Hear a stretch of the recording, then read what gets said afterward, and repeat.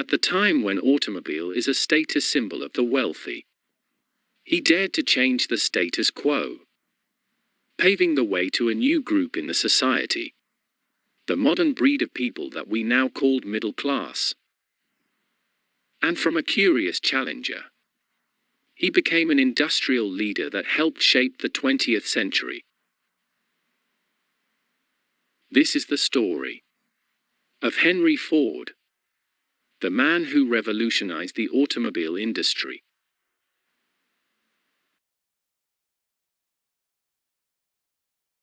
Contrary to what he is destined to be, Henry Ford spent his early life in a farm owned by his father in Dearborn, Michigan. It was when he was 12 that he showed keen interest in machines. Henry's father, William Ford, brought home a pocket watch. The young Henry Ford studied the watch, dismantling and assembling it, until he became a known watch repairman in his neighborhood, repairing the pocket watch of all his friends. Luckily, in 1860s, few miles from Dearborn is a booming industrial city of Detroit. According to Ford, he was fascinated by steam when he witnessed the operation of a Nichols and Shepard Road engine in 1875 when he was 12. That is why in 1879, at the age of 16, Ford went to Detroit to work with machines. His first job was as a machinist in James F. Flower and Brothers. 3 years later, he went back to the farm in Michigan, where he mastered operating the Westinghouse portable steam engine.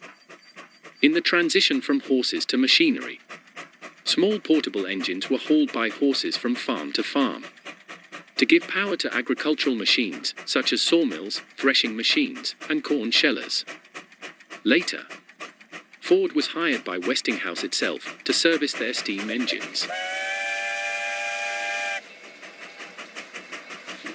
And it was in 1885 that Henry Ford's life changed. He was tasked to repair a 4-stroke internal combustion engine at the shop. It was different from the common engine used at that time because instead of using steam, it uses gasoline. The engine was invented by a German inventor named Nicholas Otto. And it was so efficient that it became the standard engine of the automobiles today. In 1891, Henry Ford became an engineer at Edison Illuminating Company at Detroit, a company owned by Thomas Edison, the famous inventor of light bulb. And after saving enough money, Henry Ford focused his attention in experimenting in gasoline engine. And lastly, in 1896, he completed his first vehicle, which he named the Ford Quadricycle. Later that year, Ford was personally introduced to Thomas Edison, pushing Ford to finish his second model in 1898.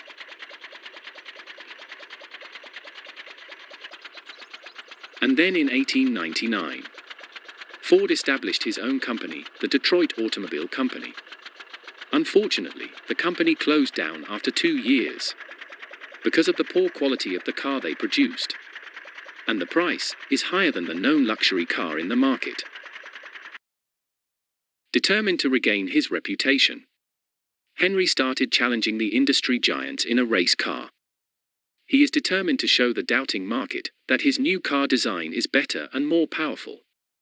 And in October of 1901, Henry's newly designed 26-horsepower automobile, named Sweepstakes, won its match against Alexander Winton, who is also an automobile designer.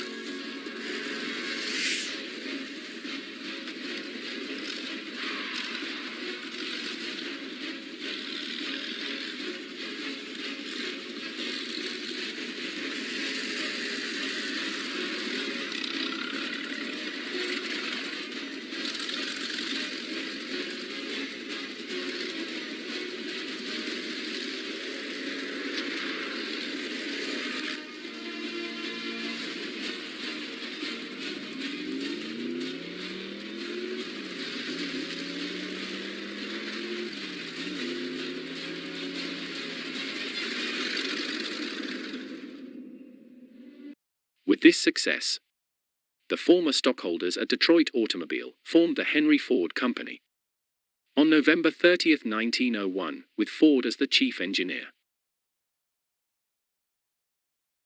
Ford is a very complex and demanding man that often risks his relationship with other investors. He also does not have the ideal characteristics for a leader. That is why, in 1902, the company stockholders brought in Henry Leland as a consultant. Ford doesn't like this move, and in response, he left the company. With Ford gone, Leland renamed the business into Cadillac Automobile. Even from the beginning, Ford has a vision to change how people view cars. That a car is not just a hobby for the wealthy men.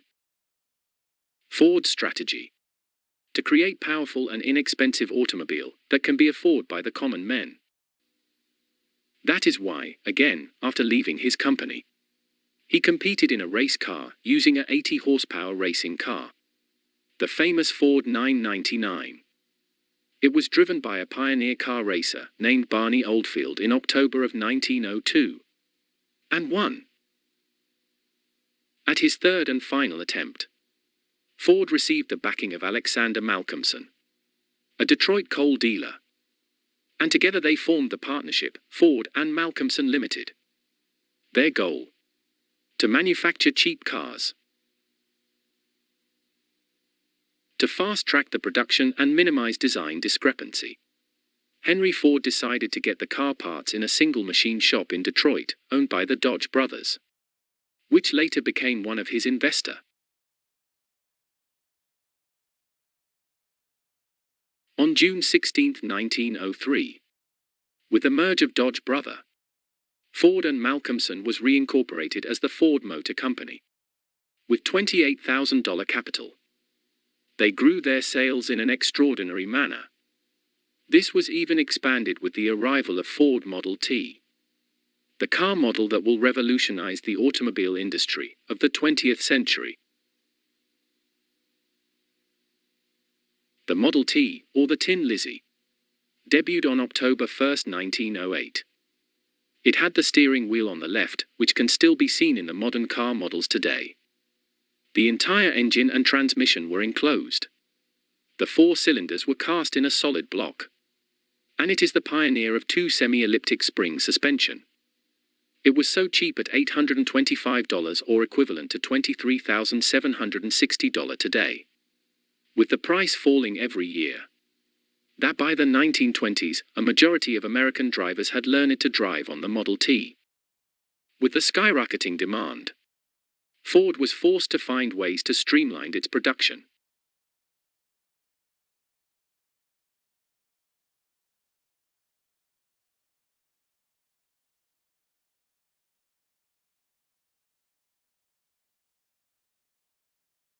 And on December 1, 1913, Henry Ford installed the first ever moving production line in an entire manufacturing plant.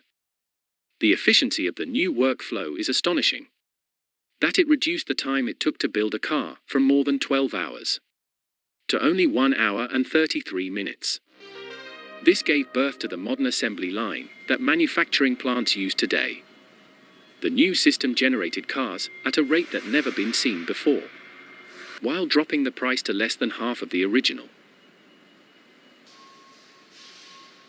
It is said that Ford got the inspiration on the assembly line when he observed meat-packing houses in Chicago and the grain conveyor belt he had seen. The pigs were moving in a line while the workers are stationary standing beside it. Each worker has specific task to do. Because of this, Ford has broken down the assembly of the Model T into 84 distinct processes. Each worker was trained to do only one task in the process. Ford is a fan of efficiency. That is why he decided to paint the Model T with the black color only.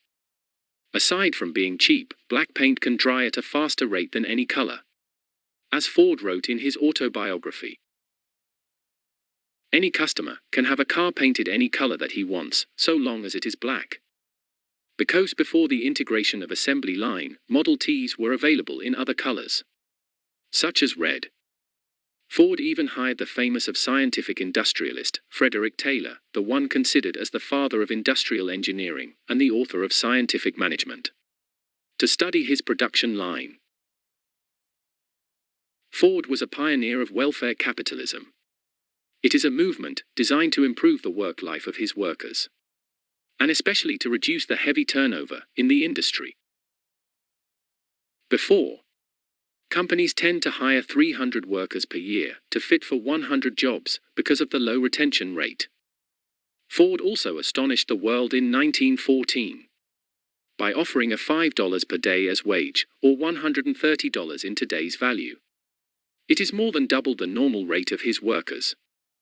In addition to raising his workers' salary, Ford also introduced a new, reduced workweek in 1926. Ford pioneered the 40-hour work week, with Saturday and Sunday as day off. As the pace accelerated, Ford produced more and more cars.